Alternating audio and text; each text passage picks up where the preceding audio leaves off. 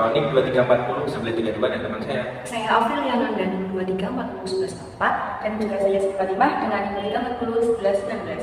Kami akan menjelaskan isi dari jurnal yang kami buat yang berjudul Analisis Integrasi Bisnis dan Hak Asasi Manusia dalam Ranham. Jurnal ini membahas bagaimana pentingnya perusahaan menjalankan usahanya dengan tetap menghormati hak asasi manusia atau HAM. Di Indonesia, hal ini dicoba diwujudkan melalui kebijakan pemerintah yang disebut Ranham 2021 sampai 2025. Namun, penerapannya masih menghadapi berbagai tantangan. Nah, untuk isi singkat dari jurnal yang kami bahas, jurnal ini membahas pentingnya perusahaan menghormati hak asasi manusia atau HAM dalam kegiatan bisnisnya, terutama di era globalisasi saat ini. Pemerintah dan perusahaan sama-sama mempunyai peran. Kalau untuk pemerintah harus melindungi HAM, sedangkan kalau untuk perusahaan wajib menghormatinya. Salah satu upaya di Indonesia adalah dengan membuat kebijakan Ranham 2021 sampai 2025. Untuk penjelasan lebih lanjutnya akan dijelaskan oleh teman saya. Baik, untuk selanjutnya yaitu mengenai abstrak. Untuk abstraknya, jurnal ini itu menyoroti bahwa bisnis itu tidak boleh merugikan hak asasi manusia atau yang disebut sebagai HAM. Nah, ada panduan internasional dari PBB atau MGP yang menjelaskan tanggung jawab pemerintah dan perusahaan. Di Indonesia sendiri, prinsip-prinsip ini itu coba diterapkan lewat Ranham atau Rencana Aksi Nasional Hak Asasi Manusia. Tapi masih ada banyak tantangannya seperti kurangnya pemahaman dari pelaku usaha dan lemahnya pengawasan.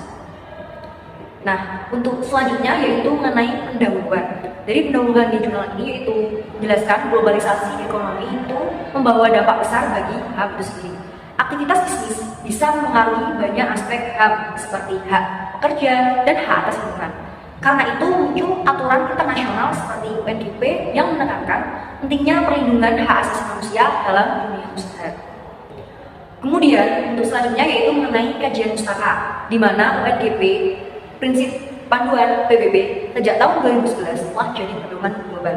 Indonesia juga berusaha untuk mengikuti panduan ini itu melalui kebijakan seperti Ranham itu sendiri. Tapi dalam pelaksanaannya masih banyak kendala seperti lemahnya hukum dan pengawasan yang belum optimal. Nah, untuk selanjutnya ada metode penelitian, di mana penelitian ini tuh menggunakan metode kualitatif dengan menganalisis dokumen-dokumen resmi seperti peraturan presiden dan publikasi lembaga pemerintahan. Tidak ada wawancara atau observasi secara langsung. Untuk selanjutnya akan dijelaskan oleh rekan saya. Baik, kemudian hasil penelitian dari jurnal ini. Jadi Ranham atau Rencana Aksi Nasional Hak Asasi Manusia pada 2021 hingga 2025 ini menunjukkan bahwa pemerintah itu serius ingin mengajak pelaku usaha untuk menghormati hak asasi manusia, misalnya lewat pelatihan dan aturan baru.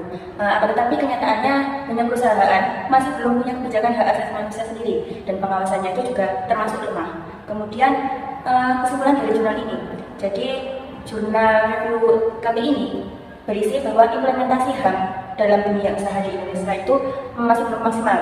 Jadi masih ada banyak masalah seperti kurangnya aturan hukum, kapasitas pelaku usaha yang masih rendah seperti UMKM, dan kemudian minimnya insentif beserta pengawasan. Kemudian kita itu juga perlu kerjasama yang lebih kuat antara pemerintah, perusahaan, dan masyarakat. Nah, selanjutnya untuk kelebihan dari jurnal ini, yang pertama, jurnal ini memberikan gambaran lengkap tentang integrasi HAM dalam dunia bisnis.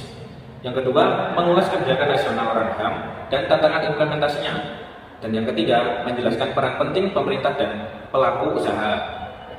Nah, untuk kekurangannya sendiri dari jurnal ini, yang pertama, jurnal ini hanya berdasarkan dokumen, tidak ada data lapangan atau wawancara secara langsung. Yang kedua, solusinya masih teoritis, belum ada contoh praktik dan konkret.